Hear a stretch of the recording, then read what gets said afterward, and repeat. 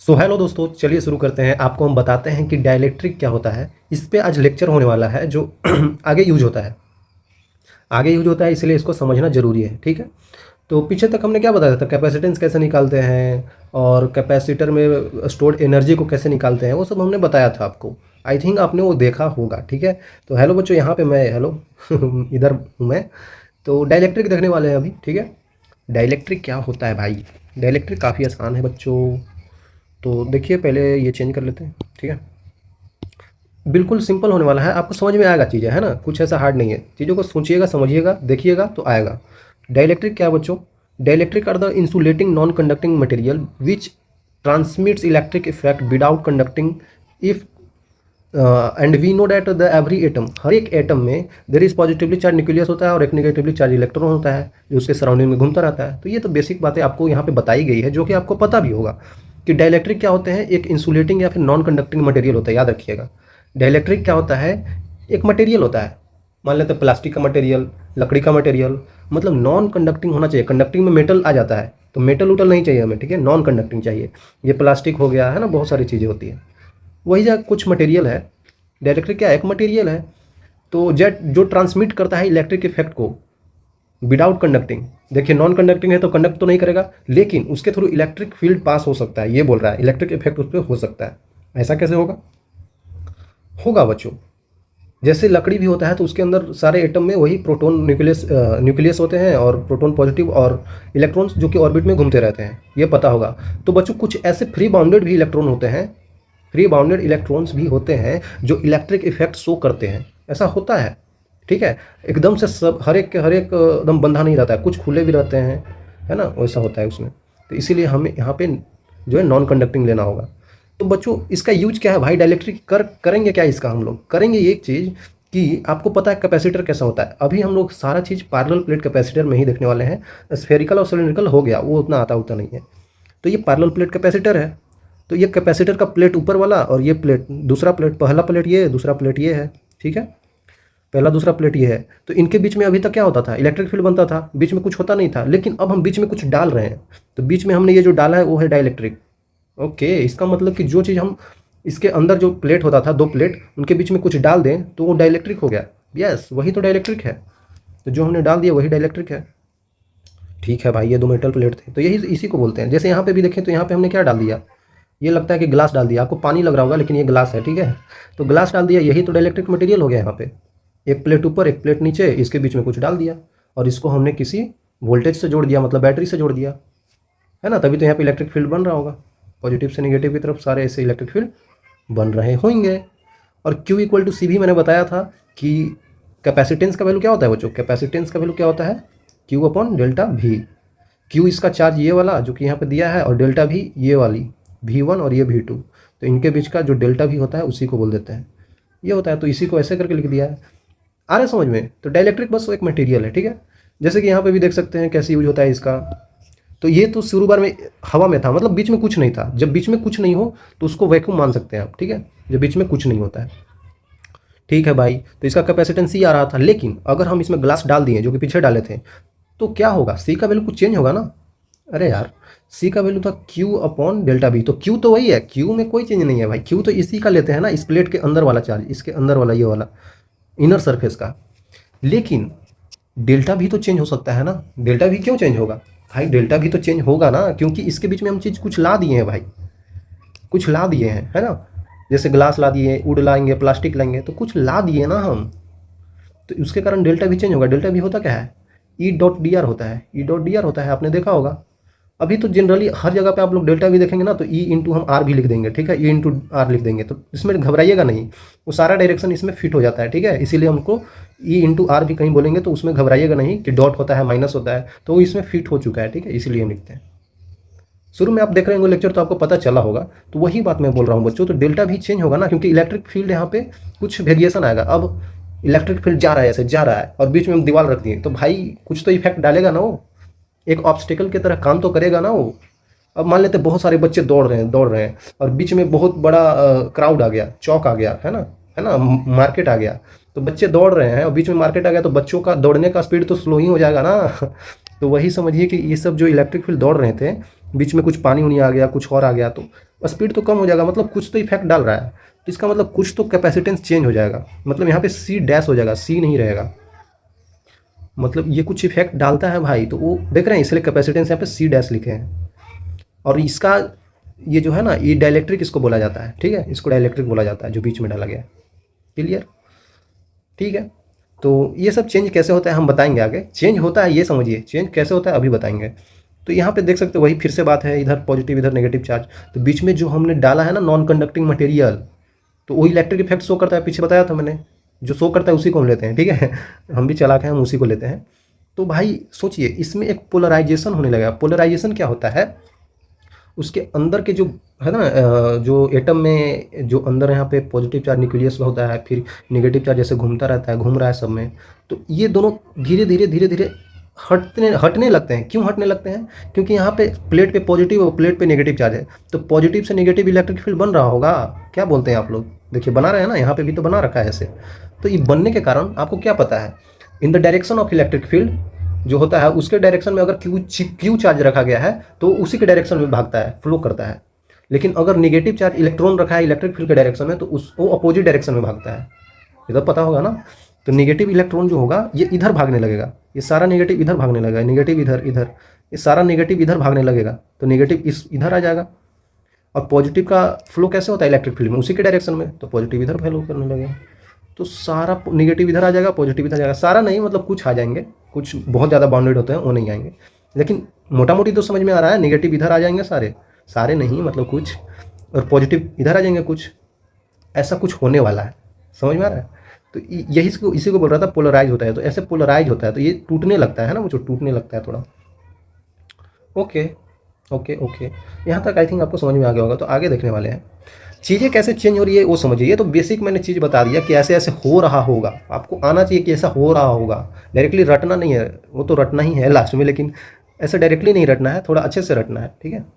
पहली बात अगर मैं बताना चाहूँ कि मैं बनाने वाला हूँ कैपेसिटर, ठीक है। ये दो मैंने लाइन ड्रॉ किया और इसके बीच में एक, छोड़िए अभी नहीं डालेंगे, अभी नहीं डालेंगे, ठीक है। ये है प्लस क्यू चार्ज, ये है माइनस क्यू चार्ज। अगर बीच में कुछ नहीं है भाई, बीच में कुछ नहीं है, तो यहाँ पे पॉजिटिव चार्ज सारा आ गया होगा, यहाँ पे सारा नेगेटिव चार्ज आ गया होगा। इस बार हम इस प्लेट को मोटा करके नहीं दिखाए हैं, कोई बात नहीं, समझ लीजिए कि माइनस क्यू चार्ज अंदर ही है, प्लस क्यू चार्ज अंदर है, ठीक है। ठीक है भाई, तो यहाँ से पॉजिटिव से नेगेटिव इलेक्ट्रिक फील्ड बन रहा होगा। क्या बोलते हैं बच्चों? बन रहा होगा ना भाई। तो यहाँ पे किसी भी पॉइंट पे अगर बोलना चाहें तो इलेक्ट्रिक फील्ड जो होगा वो क्या होगा, इस डायरेक्शन में होगा। उसका वैल्यू क्या होता है, सिग्मा अपॉन एप्सिलॉन नोट, या फिर Q upon A epsilon note. Area इसका ये होता है, ये एरिया बताता है ना, एरिया ऑफ प्लेट, एरिया होता है ए, ठीक है। एरिया ऑफ प्लेट जो होता है, और ठीक है बच्चों, यहाँ तक ये चीज़ समझ में आ रहा होगा। बीच में कुछ नहीं है भाई, बीच में पहले भी कुछ नहीं था, अभी भी कुछ नहीं है, हम कुछ ला के बताएंगे आपको, ठीक है। ओके, ऐसा चीज़ है। और पोटेंशियल क्या होगा, पोटेंशियल क्या होता है, ई इंटू आर। तो ई इंटू इसके बीच का डिस्टेंस आपको मान लेते हैं कि डी दे रखा है, ठीक है, डी डिस्टेंस दे रखा है, तो ई इंटू डी हो जाएगा। मैंने बोला ना नेगेटिव और डॉट ये सब करके मैंने सारा यहाँ पे एथी कर दिया है, उसमें फिट कर दिया है, इसके बाद ही आता है। एक बार फील के लिए समझ लीजिए, इलेक्ट्रिक फील्ड इधर, डायरेक्ट इलेक्ट्रिक फील्ड का डायरेक्शन इधर, और डॉट होता है डी आर, तो ये आर वेक्टर भी इधर, तो दोनों के बीच में क्या हो गया, 0 डिग्री। तो ये पॉजिटिव, तो नेगेटिव एक आया था तो इसको इधर फिट कर दिया, ये डेल्टा भी ही तो होता है, तो ये हो गया V2 माइनस V1, तो फिट कर देंगे तो क्या हो जाएगा, V1 माइनस V2, तो ये हमारा V1 माइनस V2 हो जाता है। तो सब फिट किया हुआ है, ठीक है, इतना आपको सोचना ही है। तो ये डेल्टा V का वैल्यू हो जाता है, ठीक है। चलिए यहाँ तक समझ में आ गया। और C का क्या वैल्यू होता है, कैपेसिटेंस का वैल्यू Q, जो कि चार्ज होगा अपॉन डेल्टा V। चलिए भाई ये भी समझ में आ गया। अगर डेल्टा V पता चल गया तो आप पोटेंशियल एनर्जी का वैल्यू भी आप बोल पाएंगे, क्यू स्क्वायर बाई 2C होता है, या फिर बोलते हैं हाफ CV स्क्वायर, और भी चीज़ें बोलते हैं, आप समझ सकते हैं वो चीज़, ठीक है। समझना क्या है, एक और होता है हाफ क्यू इंटू भी होता है, ये भी देखे होंगे आप, तो चीज़ें आसान है, ठीक है। तो अब हम बोलने वाले ये थे कि भाई यहाँ पे अगर मैं इसके बीच में कुछ ला दूँ, अब इसके बीच में कुछ ऐसा डाइलेक्ट्रिक डाल दूँ, अब इसके बीच में बच्चों हम कुछ डाइलेक्ट्रिक डालना चाहते हैं, तब क्या चीज़ें होगा, देख लेते हैं डाल के। देख लेते हैं भाई क्या चीज़ें चेंज हो जाएगी, क्या चीज़ें चेंज नहीं होगी, सारा चीज़ अभी हम देखने वाले हैं। तो इसके बीच में हमने क्या डाल दिया है, डाइलेक्ट्रिक। मतलब कि डाइलेक्ट्रिक ऐसा होता है, एक सेकेंड, अच्छा वाला डाइलेक्ट्रिक बना लेते हैं।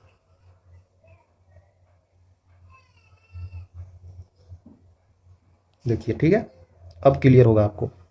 तो चलिए ठीक है, ये इतना ही बड़ा है बच्चों, दोनों का एरिया सेम लिए हैं, ठीक है, दोनों का एरिया सेम लिए हैं भाई, इसमें नहीं गड़बड़ करना है। ये उतना ही बड़ा है जितना बड़ा ये है, ठीक है, ये उतना ही बड़ा है, इसमें दिक्कत नहीं होना चाहिए। इधर प्लस क्यू चार्ज दिया था, इधर माइनस क्यू चार्ज दिया था, सबका एरिया सेम लेते हैं। फिर से बता रहा हूँ, ये क्या है, ये डाइलेक्ट्रिक है बच्चों, ठीक है, ये डाइलेक्ट्रिक है, इसका डाइलेक्ट्रिक है, तो इधर पॉजिटिव चार्ज आ जाएगा। अभी चीज़ें बताने वाले हैं, तो घबराइए नहीं, इधर नेगेटिव आ जाएगा भाई, प्लेट पे यही तो होगा। इतना समझ में आ गया बच्चों, ठीक है। सोचिए, सोचना ही तो है यहाँ पे, जैसे पीछे सोचे थे, इसमें ऐसे करके चीज़ें है ना, अभी बताया था मैंने, अंदर होते हैं सारा ऐसे, positive negative, positive negative, positive negative, positive negative, positive negative, है ना, इस टाइप के होते हैं बच्चों, पॉजिटिव निगेटिव। तो इस टाइप के ये पोलराइज हो जाते हैं। पोलराइज हो क्यों रहे हैं, क्योंकि सोचिए ना, यहाँ पे पॉजिटिव है, निगेटिव की तरफ इलेक्ट्रिक फील्ड जैसे इधर बन रहा था वैसे ही तो यहाँ पे भी बन रहा होगा। उसको बनने में ये रुकावट अब डाल रहा है, ये जो डाइलेक्ट्रिक हमने डाला है, ये इसको बनने में रुकावट डाल रहा है, ठीक है, ये डाइलेक्ट्रिक है। ओके, तो इलेक्ट्रिक फील्ड का डायरेक्शन ऐसे है भाई, ऐसे है, डायरेक्शन ऐसे है, तो इलेक्ट्रिक फील्ड के डायरेक्शन में पॉजिटिव चार्ज भागने की कोशिश करेगा, ये सब पॉजिटिव इधर इधर भागने की कोशिश करेगा, ये सब पॉजिटिव, ओके, भागने की तो कोशिश करेगा। तो एक टाइम पे ऐसा आएगा कि सारा पॉजिटिव चार्ज इधर, सारा नहीं, कुछ पॉजिटिव चार्ज इधर भागने लगेंगे, इधर भागने लगेंगे, इधर भागने लगेंगे, और नेगेटिव चार्ज का फ्लो किधर होता है, इलेक्ट्रिक फील्ड के अपोजिट डायरेक्शन में। तो इलेक्ट्रिक फील्ड इधर, तो इनका फ्लो इधर होने लगेगा, ये सब इधर भागने लगेंगे, निगेटिव वाला इधर आने की कोशिश करेगा, पॉजिटिव वाला इधर। आया कुछ समझ में बच्चों, इस टाइप की चीज़ें हो रही होगी, हम ऐसा एज्यूम किए हैं। तो देखिए मैं वैसे ही यहाँ पे बताने वाला हूँ, मतलब कि इधर पॉजिटिव आने लगेगा, यही बात बोला जा रहा है भाई, इधर पॉजिटिव आने की कोशिश करने लगेगा, इधर नेगेटिव आने की कोशिश करने लगेगा। अगेन बोल रहा हूँ, सारा नहीं आएगा लेकिन कुछ आने की कोशिश करेगा। ओके, अभी भी डायरेक्शन यही है, डायरेक्शन तो यही है, इस इलेक्ट्रिक फील्ड के कारण ही ये नेगेटिव इधर आया है, ठीक है। तो डायरेक्शन अभी भी समझिएगा इलेक्ट्रिक फील्ड का इधर ही है, ठीक है, लेकिन छोटा सा इलेक्ट्रिक फील्ड इसके कारण इंड्यूस हुआ होगा इधर की तरफ, इधर की तरफ, है ना, छोटा इलेक्ट्रिक फील्ड इसमें इंड्यूस्ड हो गया होगा, है ना, इंड्यूस्ड। इंड्यूस्ड मतलब समझ रहे हैं, छोटा सा, मतलब अंदर ऐसा कुछ हुआ होगा, अंदर हुआ होगा, ठीक है। चलो भाई ठीक है, तो अब बच्चों हम ये बताने वाले हैं कि इलेक्ट्रिक फील्ड इसमें ये था, तो इधर क्या होगा, कुछ चेंज हो जाएगा, चेंज होगा ना भाई, क्योंकि बीच में कुछ आ गया तो इलेक्ट्रिक फील्ड का वैल्यू तो कुछ चेंज होगा, कितना होगा वो देखने वाले हैं। तो इलेक्ट्रिक फील्ड का वैल्यू कितना चेंज होगा वो हम देखने वाले हैं, मतलब फाइनल इलेक्ट्रिक फील्ड। तो फाइनल को हम लोग ई डैश से बोल देते हैं, देखिए यहाँ पे ई डैश हो गया नेट इलेक्ट्रिक फील्ड, जो हम अभी निकालने वाले हैं इसके थ्रू। और ई का मतलब हो गया ये ओरिजिनल, शुरू वाला है,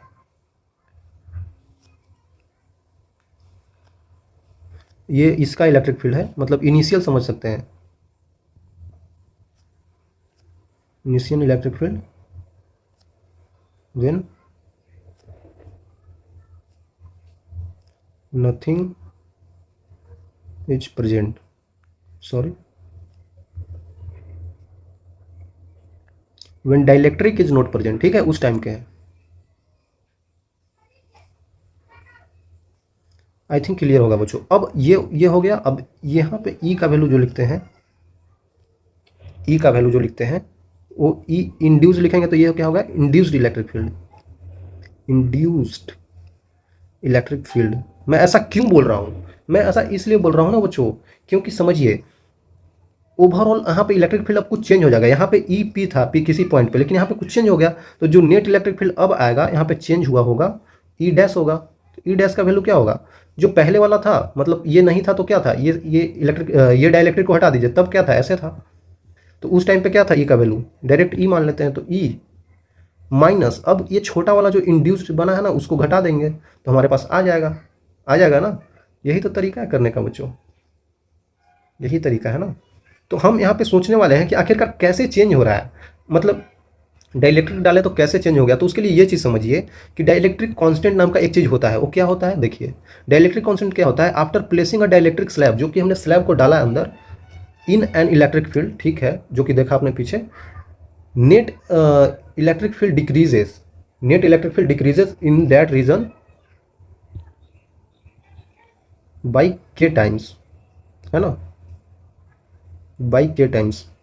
मतलब कि बोल रहा है कि उसमें डाइलेक्ट्रिक स्लैब डालने के बाद जो आया है इलेक्ट्रिक फील्ड, मतलब ई डैश जो आया है, नेट जो आया है वो आया है जो पहले इलेक्ट्रिक फील्ड था उसका 1/k टाइम्स। मतलब कि यहाँ से k का वैल्यू जो हो गया वो हो गया E/E डैश।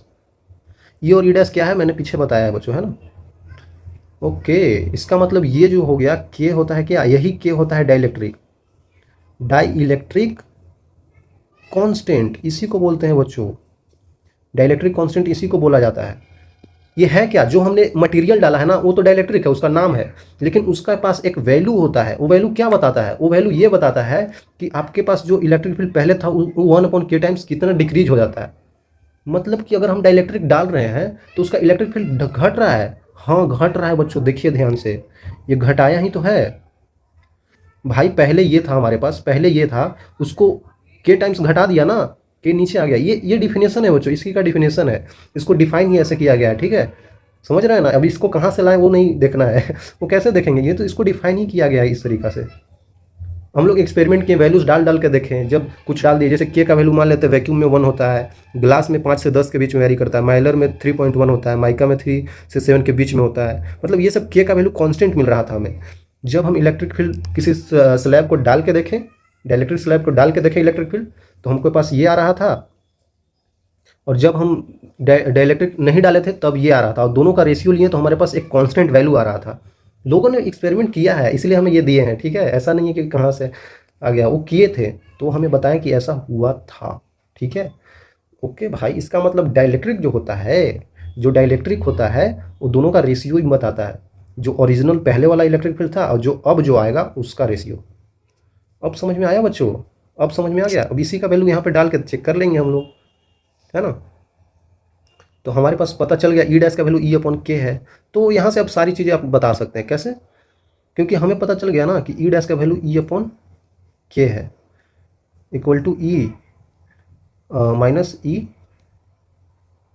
इंड्यूस्ड, जो इलेक्ट्रिक फील्ड इंड्यूस्ड हुआ है। तो मैंने यहाँ पे क्यू लिया था, तो यहाँ पे क्यू लेंगे तो यहाँ पे इलेक्ट्रिक फील्ड बताना पड़ेगा ना, Q/A/0। इलेक्ट्रिक फील्ड का वैल्यू क्या होता है, इलेक्ट्रिक फील्ड का हमने क्या पढ़ा है, σ/ε0। अरे भाई नहीं पढ़े थे, सोचिए ये दो होता था, तो अंदर वाले चार्ज बाहर वाले चार्ज की वजह से तो दोनों कैंसिल आउट हो जाते थे, तो अंदर वाले चार्ज की वजह से सिर्फ आता था एक प्लेट की वजह से अंदर वाले के लिए σ/2ε0, और इसके वजह से σ/2ε0। डायरेक्शन कैसे होता था, प्लस की वजह से इधर, नेगेटिव की वजह से इधर, तो दोनों σ/2ε0 σ/2ε0 ऐड होकर σ/ε0 आ जाता था। उसी तरीके से यहाँ भी इस स्लैब के अंदर हो रहा है, अंदर नेगेटिव है तो ये इधर खींच रहा है, ये पॉजिटिव इधर फेंक रहा है, तो अंदर भी क्या होगा σ/2ε0, मतलब σ/ε0, 2ε2ε जोड़ेंगे तो σ/ε0 आ जाएगा। तो ये ओवरऑल जोड़ने पे ही आया है, ठीक है। ओके भाई, तो आपने क्यू लिया था, तो अंदर वाले पे कुछ डिफरेंट चार्ज आ जाएगा मान लेते हैं, तो क्यू मान लेते हैं, छोटा वाला क्यू आ गया, ये नेगेटिव का, ये यहाँ पे कुछ पॉजिटिव का आ गया। तो अगर आप चाहें तो उसके टर्म में भी लिख सकते हैं, क्या, सिग्मा के टर्म में, तो ये σ1 मान लेते हैं, तो ये σ1 है ना, ये σ1 है पॉजिटिव का, तो ये नेगेटिव का σ1 हो जाएगा। ये σ2 है नेगेटिव का, तो ये पॉजिटिव का σ2 हो जाएगा। इस तरीके से भी मान सकते हैं, तो सिग्मा के टर्म में भी आप बता सकते हैं, तो बता दीजिए भाई। तो हम अगर निकालना चाहें यहाँ पे कि ई इंड्यूस्ड क्या होगा, तो देखिए E induced equal to E minus E/k, मतलब कि ई कॉमन आ गया, 1 - 1/k आ गया, ठीक है भाई। तो इलेक्ट्रिक फील्ड इंड्यूस्ड कितना होगा, इंड्यूस्ड कितना होगा बच्चों, सोचिए, सिग्मा इंड्यूस्ड, जो सिग्मा इंड्यूस्ड होगा अपॉन ε0 इक्वल टू ई क्या होगा, सिग्मा अपॉन ई वाली जो है ना, ये वाली ई किसके वजह से है, इस ये वाली डायरेक्ट लिखेंगे σ/ε0 इंटू 1 - 1/k। तो यहाँ पे आप साफ साफ दिख सकते हैं कि ε0 कट रहा है, ठीक है। तो यहाँ पे ओवरऑल जो वैल्यू आता है ना, वो आता है सिग्मा इंड्यूस्ड जिस डाइलेक्ट्रिक स्लैब के वजह से equal to sigma into 1 - 1/k। तो ये वैल्यू आप ध्यान में रखिएगा, ये कहीं कहीं पे यूज होता है, ठीक है, उतना यूज नहीं होता है लेकिन कहीं कहीं पे यूज हो जाता है बच्चों। सिग्मा इंड्यूस्ड जो किसी स्लैब को, डाइलेक्ट्रिक स्लैब को डालने से होता है, वो होता है सिग्मा इंटू 1 - 1/k। आसान है यार। तो ये बस मैं बताने वाला था कि इतना इंड्यूस्ड होता है, इसका ज़रूरत पड़ा ही नहीं है ना, इसका ज़रूरत पड़े तो सिग्मा इंड्यूस्ड यहाँ पे सिग्मा 2 है और सिग्मा इसका वैल्यू है सिग्मा 1 का, ठीक है, वो आप समझ सकते हैं। सिंपल है यार। तो ऐसे किया जाता है। तो हमने इंड्यूस्ड निकाल लिया, तो इंड्यूस्ड अपने सिग्मा निकाला, तो यहाँ से चार्ज भी इंड्यूस्ड बता सकते हैं। सिग्मा का वैल्यू क्या होता है? सिग्मा का वैल्यू क्या होता है? Charge upon area. अरे यार यही तो होता है सिग्मा का वैल्यू क्या होता है? चार्ज पर यूनिट एरिया, तो वही है। तो वहाँ से आप क्यू भी बता सकते हैं। सिंपल सी बात है। चलिए आगे चलते हैं बच्चों। तो ये चीज़ आपको समझ में आना चाहिए, ये बहुत इंपॉर्टेंट है, ठीक है, ये इंपॉर्टेंट है।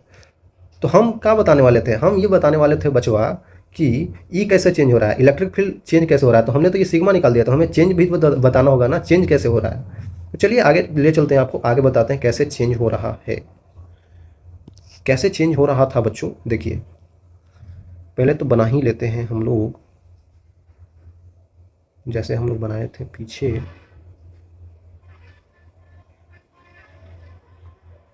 ठीक है, इनका एरिया सेम लेना है बच्चों, हमने बार बार बता रहे हैं एरिया अलग नहीं है। अगर लाइन छोटा बड़ा हो जाए तो उसमें समझ लीजिएगा, लेकिन एरिया इनका बराबर ही है।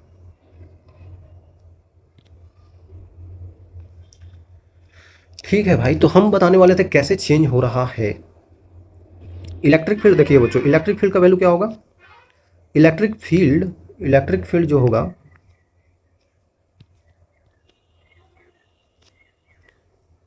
अभी हमने निकाला ना कैसे चेंज होता है। तो इलेक्ट्रिक फील्ड नेट जो होता है वो इनिशियल इलेक्ट्रिक फील्ड अपॉन के टाइम्स हो जाता है। ठीक है भाई, तो मतलब ये चीज़ पता चल गया आपको, ये चीज़ तो पता चल ही गया। Final electric field after inserting die electric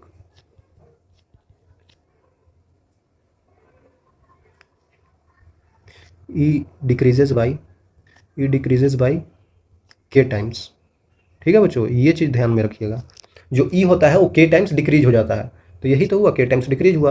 अब के क्या है? के इसी का वैल्यू बोलता है, यही के है बच्चों, इसका डाइलेक्ट्रिक कांस्टेंट ही के है। ठीक है, इसी को के बोला जाता है। इसका वैल्यू ही है क्या, वो फिक्स्ड है। ठीक है, पीछे बताया वो रेशियो ही तो बताता है इन दोनों का। चलो भाई, तो अब हम बताते हैं क्या पोटेंशियल क्या होगा। पोटेंशियल हमने बताया था ई डॉट डी आर होता है, मतलब ई इंटू आर, सारा वैल्यू फिक्स करके ही बता रहे हैं। ठीक है, बार बार उसको बताने की जरूरत नहीं है। ये डिस्टेंस डी था, तो हम यहाँ पे आर की जगह डी लिख देते हैं। ठीक है, तो इलेक्ट्रिक फील्ड का वैल्यू कैसे चेंज हो रहा था बच्चों? ये वी डैश निकाल रहे हैं। ठीक है, तो यहाँ पे ई डैश हो जाएगा, डी तो चेंज नहीं हो रहा है। ये डैश क्या बता रहा है? नया वाला जो फाइनल आ रहा है, इसको डालने के बाद आ रहा है, डाइलेक्ट्रिक डालने के बाद जो आ रहा है उसको हम डैश से रिप्रेजेंट कर रहे हैं, पीछे बताया था। ठीक है, तो यहाँ पे ई डैश का वैल्यू क्या हो रहा है? ई अपॉन के टाइम्स ऑफ डी।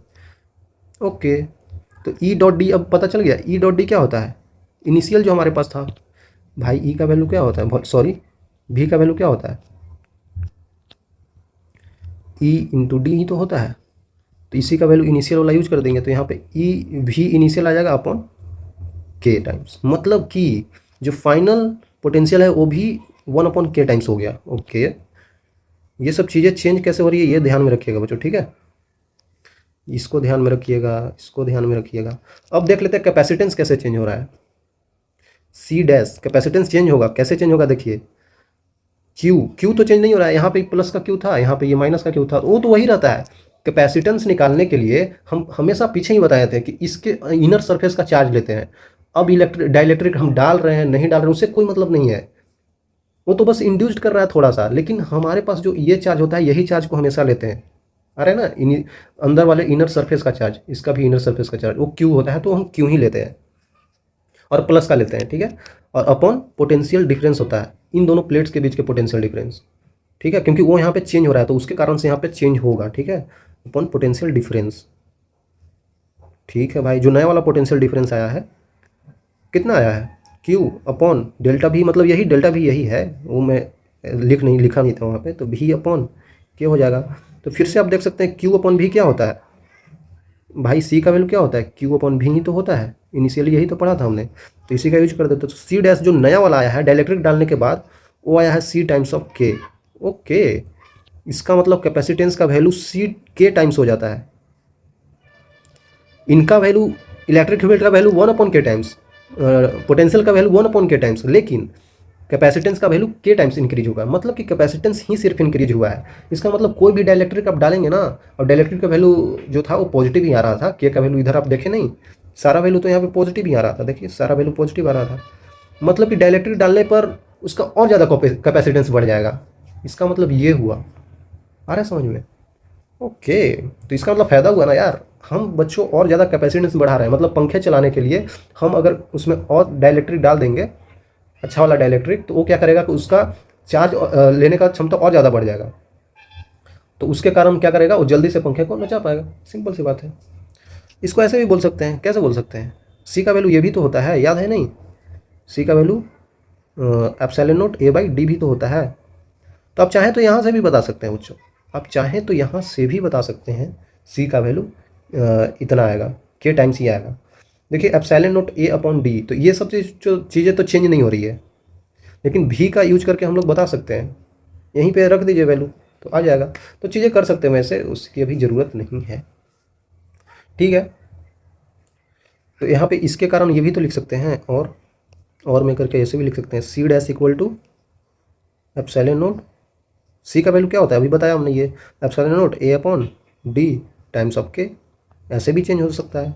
अरे यार उसी का वैल्यू रख दिया बस, यहाँ पे जो दिया हुआ था, एरिया इसका, प्लेट का, चार्ज डिस्टेंस इनके बीच का, है ना, ऐसे करके। ठीक है भाई, समझ में आ गया दोस्तों, समझ में आ गया बच्चों, ठीक है। आगे चलते हैं। समझ गए ना चीज़ें कैसे चेंज हो रही है, ऐसे करके आप उसका भी बता सकते हैं, छूट गया था, यू का भी वैल्यू बता सकते हैं, half Q square by two C होता है ना, Q square by two C. Capacitance कितना चेंज हो रहा था, तो यू डैश जो आएगा वो क्या आ जाएगा, क्यू तो वही रह रहा है, क्यू स्क्वायर तो वही है, कैपेसिटेंस का वैल्यू क्या हो रहा है, 2 into C dash, C dash का वैल्यू सी टाइम्स हो रहा है, तो Q square divided by 2c times of K, मतलब कि यू अपॉन के टाइम हो जाएगा। नया वाला जो आएगा पोटेंशियल एनर्जी, वो 1/k टाइम्स, देख रहे हैं सारा 1/k टाइम्स, बस कैपेसिटेंस का वैल्यू ही के टाइम्स बढ़ता है। चीज़ें सिंपल है, आप खुद से भी कर सकते हैं। चलिए बच्चों, तो अब देखते हैं कैसे डाइलेक्ट्रिक डालने से चीज़ें, और जैसे कैपेसिटेंस का वैल्यू और कैसे कैसे चेंज होगा। तो सिंपल है यार, देखिए मैं पहले एक डाइलेक्ट्रिक बना लेता हूँ भाई, बहुत ज़रूरी है बनाना। मान लेते हैं ऐसे डाइलेक्ट्रिक है, और इनके बीच एक मैंने डाल दिया है वही, ठीक है। तो ये हमने डाल दिया है बच्चों इनके बीच में डाइलेक्ट्रिक, ठीक है। ये पूरा भरा भरा है, पूरा ये भरा भरा है बच्चों। इस पे अगर आप चार्ज प्लस क्यू मान रहे हैं, इस पे माइनस क्यू मान रहे हैं, सबका एरिया बराबर है, ऑल हैव सेम एरिया, ठीक है। इसमें दिक्कत नहीं होना चाहिए, सभी के पास सेम एरिया है। तो बताइए यहाँ पे बच्चों, एक चीज़ मैं आपसे पूछने वाला हूँ कि पीछे जैसे कि आपने देखा, क्या देखा, यहाँ पे क्या हो रहा था, इंड्यूस्ड हो रहा था। मतलब कि अगर इस पे पॉजिटिव चार्ज आ रहा था, ये तो सरफे प्लेट है ना, तो प्लेट पे तो पॉजिटिव चार्ज आ ही रहा था, इधर नेगेटिव चार्ज आ ही रहा था, वो तो इलेक्ट्रिक फील्ड बना ही रहा है। बस अंदर यहाँ पे क्या हो रहा था कि इंड्यूस्ड हो रहा था, छोटा छोटा सा जो पोलराइज हो रहे थे ना चार्जेज, उनके कारण यहाँ पे छोटा छोटा चार्ज प्लस नेगेटिव का, यहाँ पे नेगेटिव का आ रहे थे, यहाँ पे पॉजिटिव का छोटा छोटा चार्ज यहाँ पे आ गए थे। तो इनके कारण कुछ इंड्यूस्ड इलेक्ट्रिक फील्ड हो गया था इधर से इधर डायरेक्शन में, ठीक है। तो वो कुछ इधर से जाने वाले इलेक्ट्रिक फील्ड को कम कर दे रहे थे। इधर से इलेक्ट्रिक फील्ड जो जा रहा था, ये वाइट वाला आप देख रहे हैं, ये वाइट वाले प्लेट से, तो वो तो जा ही रहा था, लेकिन डाइलेक्ट्रिक डालने से यहाँ पे अंदर कुछ कम हो रहा है, इस एरिया में इलेक्ट्रिक फील्ड का वैल्यू कुछ कम हो जा रहा है। कितना कम हो रहा है बताया ना अभी, इसका वैल्यू के होता है, मान लेते हैं डाइलेक्ट्रिक कांस्टेंट। तो अंदर इलेक्ट्रिक फील्ड का वैल्यू कैसे चेंज हो रहा था, अंदर इलेक्ट्रिक फील्ड हो रहा था ई अपॉन के टाइम्स, अभी बताया पीछे बच्चों, ई अपॉन के टाइम्स हो जा रहा था। बाहर कैसे था, बाहर हवा था, तो वहाँ पे तो ई ही था, बाहर तो ई ही जा रहा है, बाहर से इधर जा रहा है, ये तो ई ही जा रहा है बच्चों। लेकिन बस इसमें चेंज हो रहा था, और इसमें पोटेंशियल कैसे चेंज हो रहा था, पोटेंशियल भी वी अपॉन के टाइम्स चेंज हो रहा था। मतलब अंदर चेंज ऐसे हो रहा है, बाकी अंदर जाने वाला इलेक्ट्रिक फील्ड ऐसे ही है बच्चों, इसमें आप कंफ्यूज मत होइएगा, कम हो जा रहा है ये बोल रहा है कि के टाइम्स इसमें कम हो जा रहा है, लेकिन जा इधर से ही रहा है। ये तो इंड्यूस छोड़ दीजिए, इंड्यूस तो बस हम दिखाने के लिए बताए थे, ठीक है। तो ये एक्चुअली में इलेक्ट्रिक फील्ड इधर की डायरेक्शन में है, ठीक है। तो वो चेंज कैसे हो रहा है वो आप समझ गए, समझ गए तो ठीक है भाई, अब क्या दिक्कत है। यहाँ पे ये पूरा डिस्टेंस यहाँ से यहाँ तक डी दे दिया है, और इसका थिकनेस भी, इसका जो यहाँ से यहाँ थिकनेस है ना वो भी यही है, थिकनेस ऑफ डाइलेक्ट्रिक, मतलब डाइलेक्ट्रिक का थिकनेस और इसका विड्थ दोनों बराबर है। अब पूछा जा रहा है कि फाइंड फाइनल कैपेसिटेंस कितना होगा बच्चों।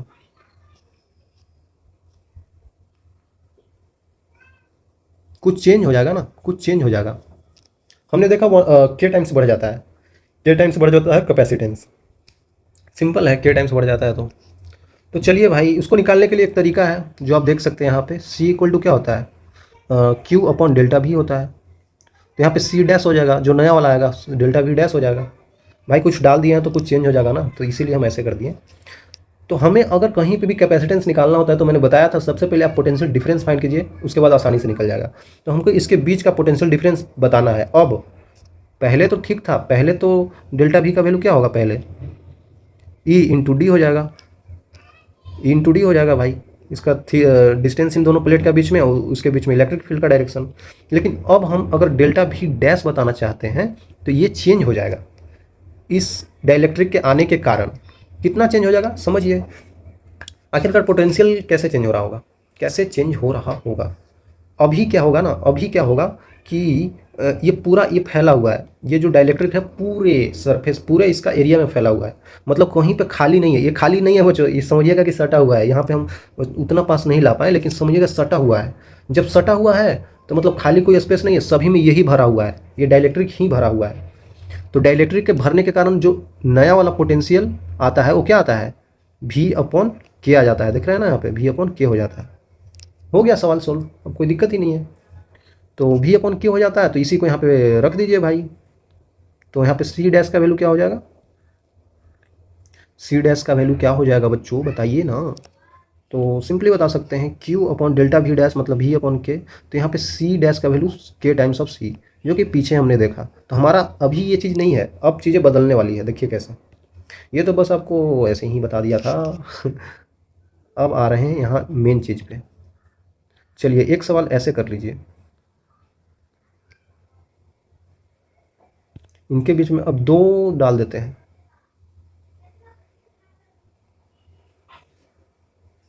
अरे यार ये कैसे बन जाता है मेरे से,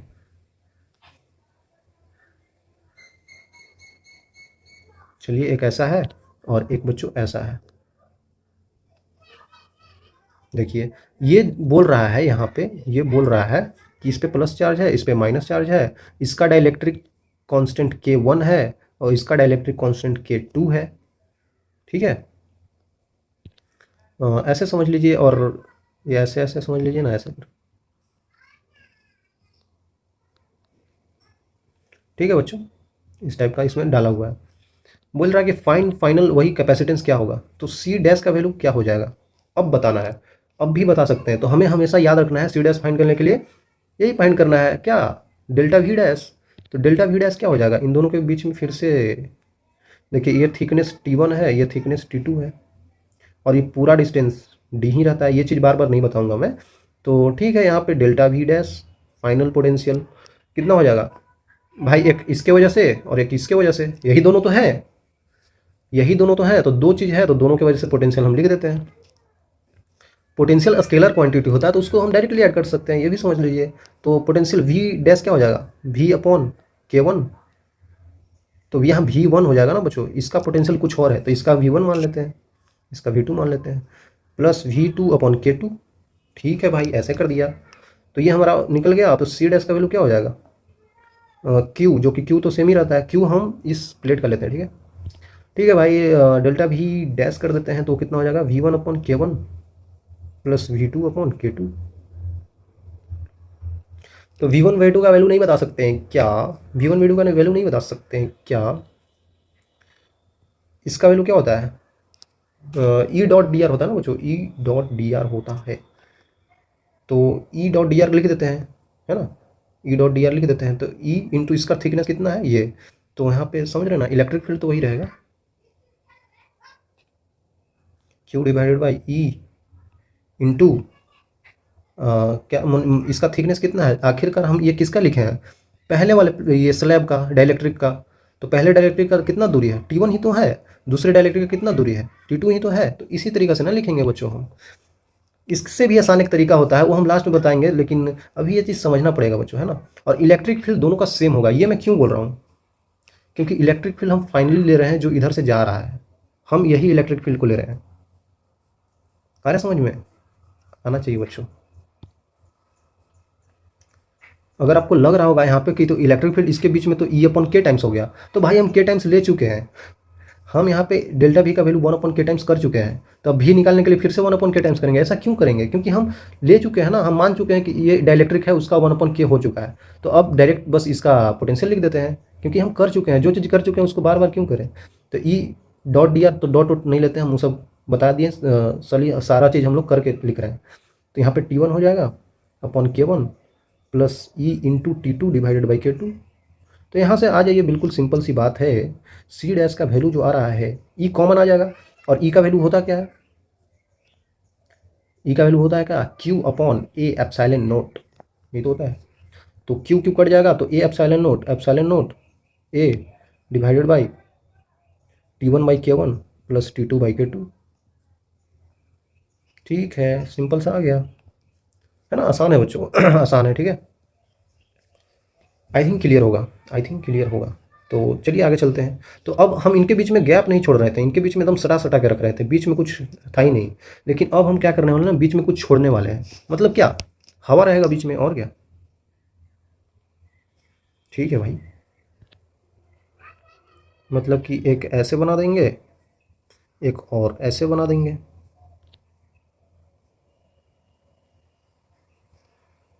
देखिए ठीक है, अब समझिएगा बच्चों, ये दो चीज़ हमने डाल दिया है, दो डाइलेक्ट्रिक डाला है, एक का यहाँ पे K1 मान लेते हैं, एक का K2 मान लेते हैं। ठीक है भाई, तो अब देखिए यहाँ पे Q1 चार्ज जो हमने दिया था, यहाँ पे Q2 चार्ज हमने दिया था, सरफेस पे मान लेते हैं। इसका T1 थिकनेस है, इसका T2 थिकनेस है, लेकिन पूरा यहाँ से यहाँ तक डिस्टेंस हम D ही लेते हैं। तो अब जो देख रहे होंगे बीच में, अब जो आप बीच में देख रहे होंगे, उस सब में अब हवा है, वो खाली स्पेस है। तो खाली में हवा होता है, वो हवा का जो डाइलेक्ट्रिक कांस्टेंट होता है वो 1 होता है, मैंने पीछे दिखाया था टेबल में। तो ये सब एयर है यहाँ पे, और यहाँ पे कुछ मीडियम है, ठीक है। तो अब आपको फाइनल कैपेसिटेंस बताना है। फाइनल कैपेसिटेंस क्या होगा भाई, फिर से वही करते हैं, हमको सी का वैल्यू क्यू अपॉन डेल्टा भी पता है, तो डेल्टा भी निकाल लिया तो हमारा काम हो जाएगा। और डेल्टा भी फाइनल, मतलब C dash final equal to delta V dash final. ठीक है, तो ये फाइनल होगा क्या, फिर से पोटेंशियल जो होता है वो स्केलर क्वांटिटी होता है, तो सबके वजह से ऐड कर देंगे। तो भाई सबके वजह से क्या, एक यहाँ पे एयर है, ये मीडियम है, मतलब कुछ डाइलेक्ट्रिक है, फिर से हवा है, फिर से डाइलेक्ट्रिक है, फिर से हवा है। तो क्या करेंगे, यहाँ पे सबके लिए ऐसे लिखेंगे, अरे नहीं, जो हम डाइलेक्ट्रिक की वजह से लिख रहे हैं ना, आखिरकार ये डेल्टा वी डैश आ क्यों रहा है, क्योंकि ये डाइलेक्ट्रिक के कारण चेंज हो रहा था। तो डाइलेक्ट्रिक इसमें कितने हैं, एक दो, एक और है, वो हवा है, तो हवा की वजह से 1 हो जाता है, इसीलिए उसको हम नहीं लिखते हैं। लेकिन है तो 3 ही है ना, एक ये और बीच में हवा खाली, तो तीनों की वजह से हमको लिखना होगा। तो तीनों की वजह से पोटेंशियल कितना हो जाएगा, delta potential due to 1 plus delta potential due to 2, मतलब वही K1 है, ये K2 है, इस टाइप का, प्लस डेल्टा पोटेंशियल एयर की वजह से, बीच में एयर है, तो ऐसा कर सकते हैं। तो चलिए निकाल लेते हैं, तो ये कितना हो जाएगा, ई डॉट डी आर। तो यहाँ पे इलेक्ट्रिक फील्ड क्या हो जाएगा, E1, और इसका कितना थिकनेस है, T1 प्लस E2, इसका हो जाएगा T2 थिकनेस, प्लस ई इलेक्ट्रिक फील्ड होगा इंटू इसका थिकनेस कितना हो जाएगा, इसका थिकनेस हो जाएगा पूरा D में से T1 T2 घटा दो भाई, यही तो होगा दोस्तों, ये पूरा D है, तो इसमें ये वाला दूरी हटा दिए, तो पूरा यही होगा, ये नहीं बच जाएगा, पूरा में से ये दोनों हटा देंगे तो ये नहीं बच जाएगा, वही हमने कर दिया। तो अब तो सिंपल हो गया, अब तो यहाँ पे निकाल सकते हैं E1 का वैल्यू कितना होगा,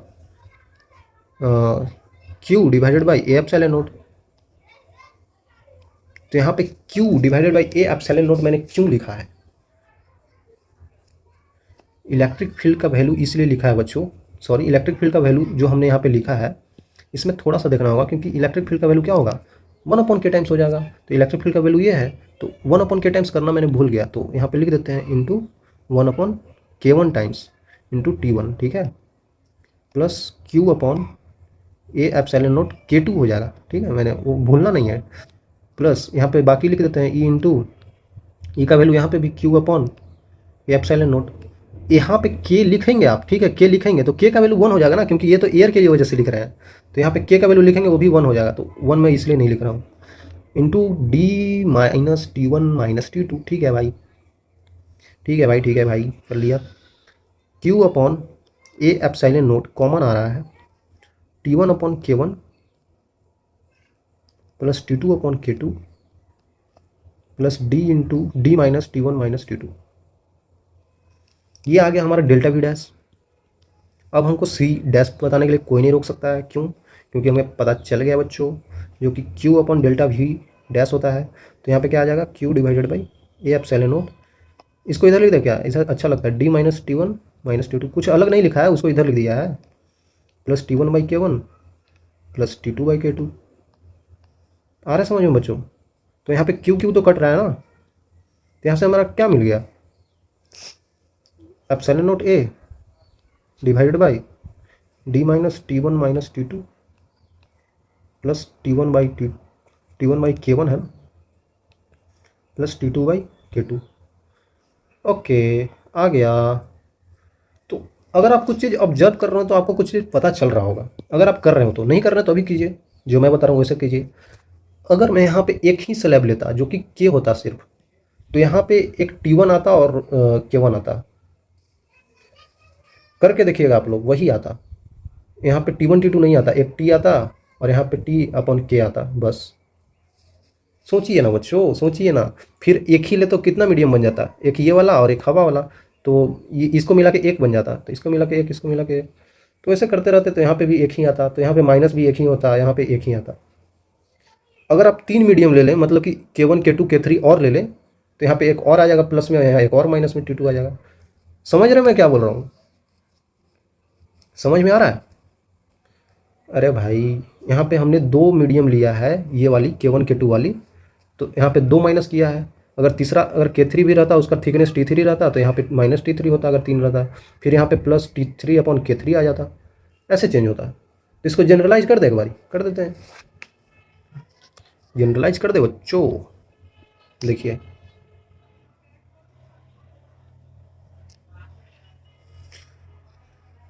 इसको थोड़ा दूर ही रखते हैं,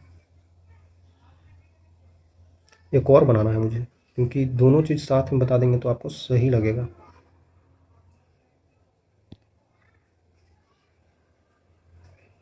ठीक है, तो मैं ये बता रहा था कि एक यहाँ पे रख देते हैं, ठीक है, एक और यहाँ पे रख देते हैं, एक सेकेंड, इसको अलग रखते हैं, एक और यहाँ पे रख देते हैं,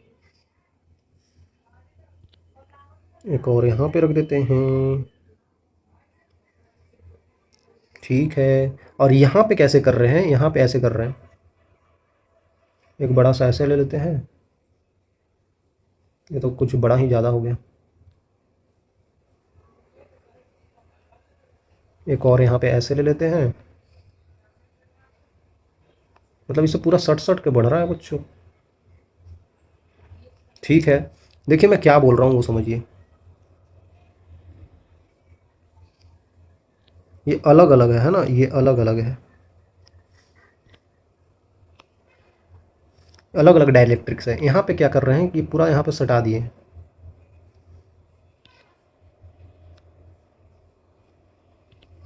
ये पूरा सटा हुआ डाइलेक्ट्रिक है, इसमें बीच में कहीं पे एयर नहीं है, और इसी तरीके से ऐसे ऐसे बढ़ता जा रहा है एन तक, और इसी तरीके से इधर भी ये बढ़ता जा रहा है एन तक। दोनों में अंतर ये है कि यहाँ पे कहीं भी हवा नहीं छोड़ा है, समझ रहे ना, और यहाँ पे बीच बीच में हवा यहाँ पे छोड़ दिए हैं, मतलब यहाँ पे बीच में है ना खाली खाली है, और यहाँ पे दो सब भरा भरा है ना, कहीं पे खाली नहीं छोड़े हैं। ओके, तो कुछ चेंज होगा, बिल्कुल होगा भाई। इसका मान लेता हूँ कि K1 है डाइलेक्ट्रिक कांस्टेंट, इसका K2 है, इसका K3 है, ऐसे ही बढ़ते चले जाएंगे तो Kn तक चले जाएंगे। इसका थिकनेस मान लेते हैं T1 है, इसका थिकनेस T2 है, इसका थिकनेस T3 है। ऐसे ही बढ़ते जाएंगे तो Tn तक चले जाएंगे, ठीक है। यहाँ पे भी वही बात है, इसका थिकनेस T1 है, इसका थिकनेस T2 है, इसका थिकनेस T3 है। ऐसे ही बढ़ते बढ़ते Tn तक यहाँ पे भी जाएगा। थोड़ी सी अंतर है, समझ रहे हैं ना कौन सी अंतर मैं बोल रहा हूँ। इसका K1 है, इसका K2 डाइलेक्ट्रिक कांस्टेंट, इसका K3। ऐसे ही बढ़ते बढ़ते Kn तक चला जाएगा। इस पर हमने प्लस चार्ज फिर से प्लस का क्यों दिया है, इस पर प्लस चार्ज माइनस का क्यों दिया है, सॉरी माइनस का क्यों दिया है, इस पर प्लस का चार्ज क्यों दिया है, यहाँ पे माइनस का चार्ज क्यों दिया है। चलो भाई, ये सब समझ में आ गया बच्चों, ठीक। तो यहाँ पे फाइनल अगर मैं लिखना चाहूँ, आप रिलेट कर पाएंगे कि कैपेसिटेंस फाइनल जो होगा सी डैश का वैल्यू वो क्या होगा, एप्सिलॉन नॉट ए अपॉन पूरा इसके बीच का D minus T1 sorry minus ही तो है, minus T2 minus T3 dot dot dot Tn plus T1 upon K1 plus T2 upon K2 plus T3 upon K3 plus dot dot dot Tn upon Kn। ऐसे हो जाएगा भाई। उसी तरीक़ा से यहाँ पे सी डैश का जो हम बोल सकते हैं वो होगा epsilon not upon A, epsilon naught A divided by D minus. देखिए यहाँ पे डी माइनस करने की ज़रूरत ही नहीं है क्योंकि पूरा डी में यही है। यहाँ पे जो डी का वैल्यू है, यहाँ पे डी का वैल्यू क्या है, T1 plus T2 plus T3 plus dot dot dot Tn तक है। यहाँ पे डी का वैल्यू ही पूरे में फैल गया है ना, समझ में आ रहा है। ये पूरा डी का वैल्यू ही है। तो डी का वैल्यू में से अगर इसको माइनस करें, मतलब डी का वैल्यू ये डाल दें T1 प्लस T2, तो ये तो कट जाएगा। तो ओवरऑल बचेगा सिर्फ ये, ठीक है। तो बचेगा सिर्फ ओ क्या, T1 upon K1 plus T2 upon K2 plus T3 upon K3 plus dot dot dot Tn upon Kn तक, ठीक है। तो ये दोनों याद रखने की ज़रूरत है तो रख सकते हैं, नहीं रखने की ज़रूरत है तो नहीं रख सकते हैं, ठीक है। जैसा आप सोचे बच्चों, जैसा आप सोचे। तो जो ये डी है ना, इनके बीच का थिकनेस है। तो समझिए हम लोग शुरू में क्या लिखते थे, सी का value epsilon naught A by D सिर्फ लिखते थे। वो क्यों लिखते थे, क्योंकि सारा हवा होता था, सारा हवा होता था। तो यहाँ पे सोचिए ना, अगर हवा होगा तो के का वैल्यू 1 हो जाएगा। तो सब 1 1 1 डालेंगे तो ये क्या हो जाएगा, T1 plus T2 plus T3 plus Tn तक, ये सारा कट जाएगा फिर इससे। तो epsilon naught A by D आ जाएगा। आ रहा समझ में। यहाँ पे भी देखिए, यहाँ पे भी अगर सारा जगह पे हवा हो जाए तो इसका वैल्यू 1 1 सब 1 हो जाएगा। तो सारा थिकनेस को ऐड करेंगे तो क्या बन जाएगा, डी बन जाएगा। तो epsilon naught A upon D हो जाएगा। आ रहा समझ में। तो ऐसे होता है। तो चीज़ें बदली नहीं है, बस हम इसको डाल रहे हैं तो चेंज हो रहा है ऐसे, ठीक है। काफ़ी आसान है यार, आई थिंक समझ में आ गया होगा। तो अब हम बताने वाले हैं इस पर कुछ ग्राफ बच्चों, मतलब कैसे चीज़ें चेंज हो रही है उसको ग्राफ के थ्रू कभी कभी पूछ लिया जाता है। तो ग्राफ के थ्रू चेंज करना तो ज़रूरी है। Graph of electric field versus x. देखिए इलेक्ट्रिक फील्ड वर्सेज एक्स मतलब कि ई और एक्स के बीच में हम ग्राफ देखने वाले हैं। कैसे, अगर वही स्लैब आपको बना के दे दिया गया है, वही स्लैब आपको बना के दे दिया गया है। देखिए एक सेकेंड, ये बड़ा सा स्लैब आपको बना के दे दिया गया है ऐसे, बीच में इस वही आपको दे दिया गया है।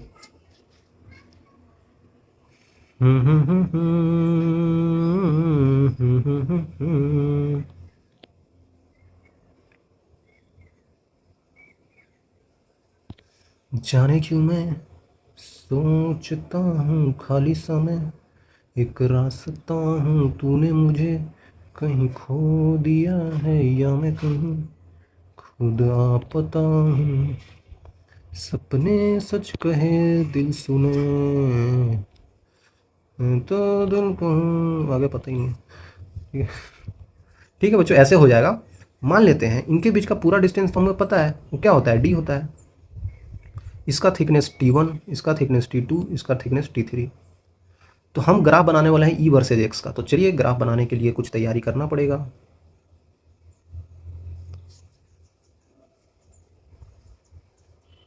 देखिए कैसे वेरी कर रहा हूँ। ई वर्सेज एक्स का मतलब ये ई है और एक्स है, ठीक है। इलेक्ट्रिक फील्ड का वैल्यू क्या हो रहा था, इलेक्ट्रिक फील्ड का वैल्यू हो रहा था सिग्मा अपॉन एप्सिलॉन नोट। तो वैल्यू ये कांस्टेंट हो जा रहा था। अगर हम कहीं पे ई डैश का भी बोलना चाहें तो क्या हो रहा था, सिग्मा अपॉन के टाइम्स ऑफ एप्सिलॉन नोट। मतलब कि के का वैल्यू भी कांस्टेंट और ये तो कांस्टेंट होता ही था। मतलब जब भी होगा इसके अंदर भी इलेक्ट्रिक फील्ड का वैल्यू कांस्टेंट ही रहेगा, इसमें भी इलेक्ट्रिक फील्ड का वैल्यू कांस्टेंट रहेगा, लेकिन थोड़ा कम हो जाएगा। कम ही तो हो रहा है, के टाइम्स डिक्रीज होता रहा है, हो रहा है ना। तो ठीक है, तो यहाँ पे एक पॉइंट मिल रहा है हमें, एक यहाँ पे पॉइंट मिल रहा है, एक यहाँ पे पॉइंट मिल रहा है। यहीं पे तो चेंज हो रहा होगा बच्चों, जहाँ जहाँ पे हमने डाइलेक्ट्रिक डाल रखा है वहीं वहीं पे तो चेंज हो रहा होगा। और यहाँ पे ये फाइनल डी हो जाएगा। डी मतलब पूरी दूरी, यहाँ से यहाँ तक की पूरी दूरी क्या है, डी ही तो है। चलिए बच्चों, तो कर लेते हैं, मान लेते हैं कि यहाँ से यहाँ तक,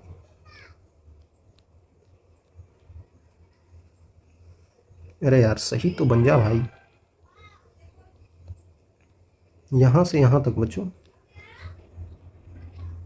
जो है, यहाँ से यहाँ तक ये है, उसके नीचे ये है, फिर यहाँ से यहाँ तक ये है, फिर यहाँ से यहाँ तक ये है। मैं ये क्यों बना रहा हूँ, क्योंकि यहाँ पे आपको ज़रूरत पड़ेगा।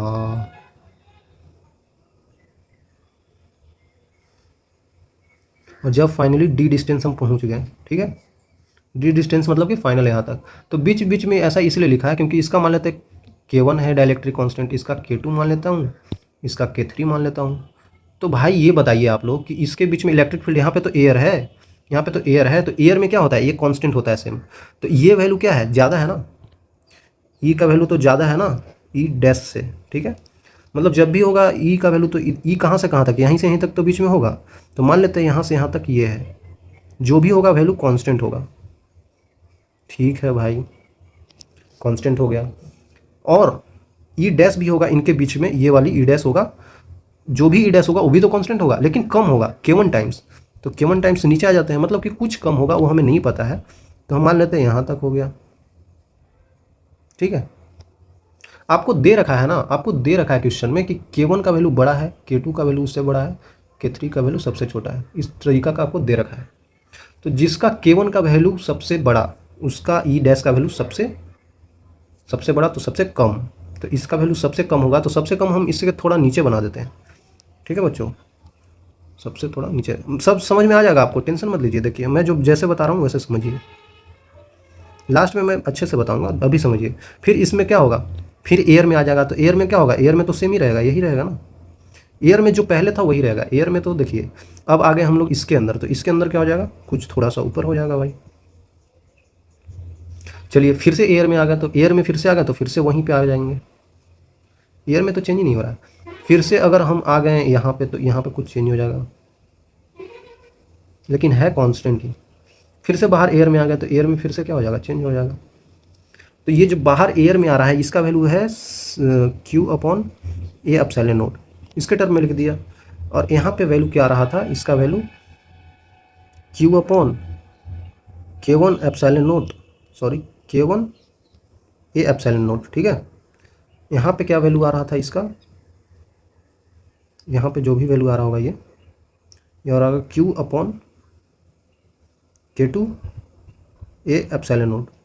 यहाँ पे ये वैल्यू जो आ रहा होगा, ये आ रहा होगा Q upon K3 A epsilon note.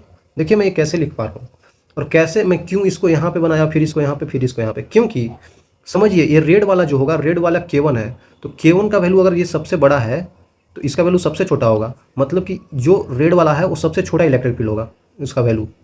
फिर येलो वाला, इससे ऊपर येलो वाला, फिर इससे ऊपर ये वाला, ठीक है। आ रहा है समझ में बच्चों। और ये हमेशा कांस्टेंट है क्योंकि ये एयर में है, तो एयर में तो के का वैल्यू कांस्टेंट होता है, तो हर जगह पे 1 1 डाल देंगे तो फिर तो यही वाला आ जाएगा, है ना। आ रहा समझ में। तो ऐसे वेरी करता है ई वर्सेज एक्स का ग्राफ। ठीक है यार, समझ में आ गया। अगर कहीं पे हम अगर मेटल का प्लेट रख देते हैं, मेटल ये कंडक्टर हो जाता है, तो कंडक्टर में क्या होता है, कंडक्टर में क्या होता है, इलेक्ट्रिक फील्ड आता ही नहीं है, तो वहाँ पे जीरो हो जाता है ऐसे, ठीक है। अरे समझ में ना।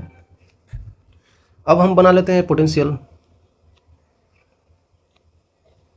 Graph of potential versus x का, ठीक है। पोटेंशियल वर्सेस एक्स में क्या होगा, इसी को कॉपी कर ले, क्या कर लेते हैं यार, क्यों इतना लिखें, क्यों इतना लिखें? मेरे को लगता है मैं सब कॉपी कर लूँ सभी कर लेता हूँ, क्या फ़र्क पड़ता है, क्योंकि ये सारा तो लिखना ही है। क्यों बार बार लिखे, है ना बच्चों? ठीक है, आसान सा है, कोई दिक्कत नहीं होना चाहिए आपको।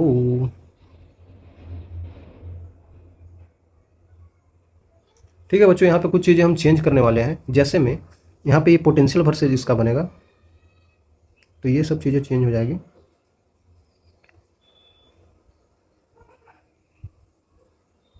देखिए, ओके। अब हम बीच में क्या किया है ना, कि यहाँ पे समझिए, यहाँ पे हमने क्या किया है, इस जगह पे इसका K3 जो है, ये क्या है ना, कि ये डाल दिया है हमने कंडक्टर। ठीक है, कंडक्टर डाल दिया। अब क्या होगा, अब सोचिएगा, अब V वर्सेज एक्स का ग्राफ है।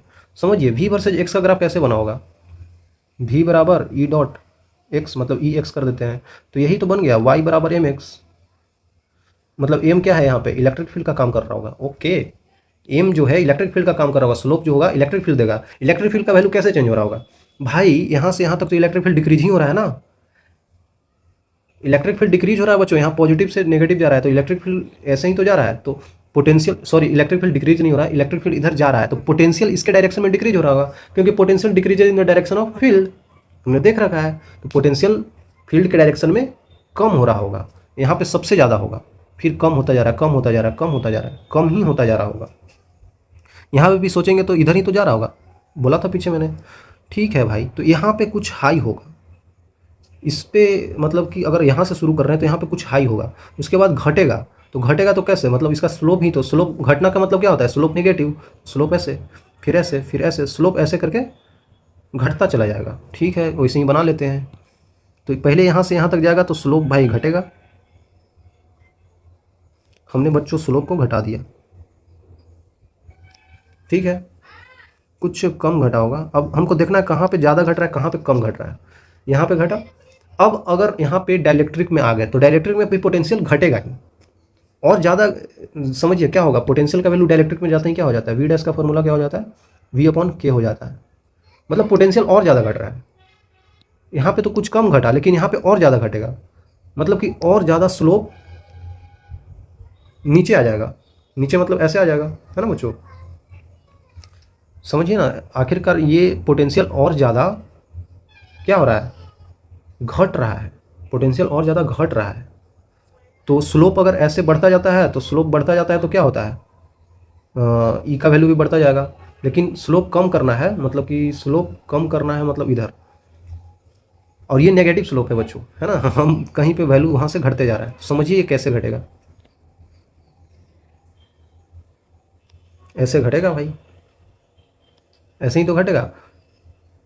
स्लोप नेगेटिव मतलब समझ रहे हैं ना, अगर ऐसे ऐसे रहता है, ऐसे रहता है तो 0 डिग्री पे, है ना, लेकिन ये नेगेटिव में घट रहा है, तो नेगेटिव में और ज़्यादा ऐसे करके घट जाएगा। ठीक है, चलिए फिर यहाँ पे और ज़्यादा कर देते हैं। तो फिर से एयर आ गया, तो एयर में तो सेम ही रहेगा भाई, एयर में तो सेम ही रहेगा।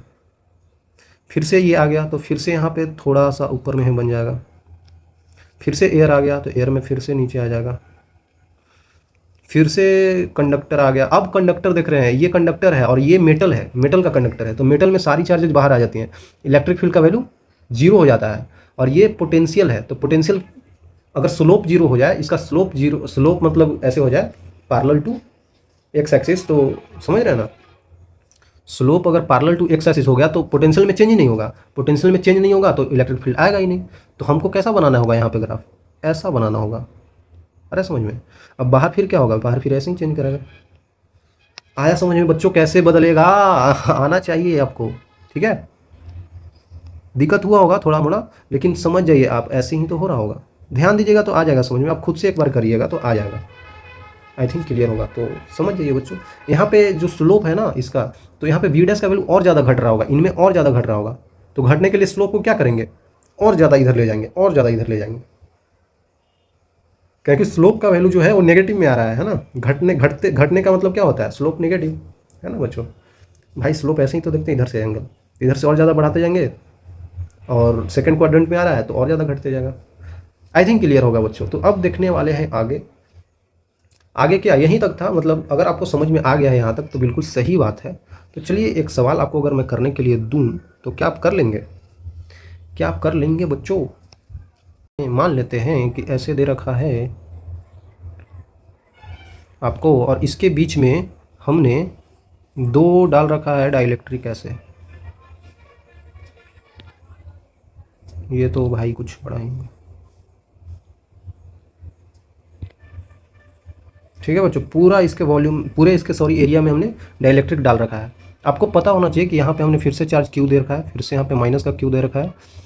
तो बात ये है कि पूरे एरिया में फैला हुआ है, लेकिन ये इस बारी ऐसे फैला हुआ है,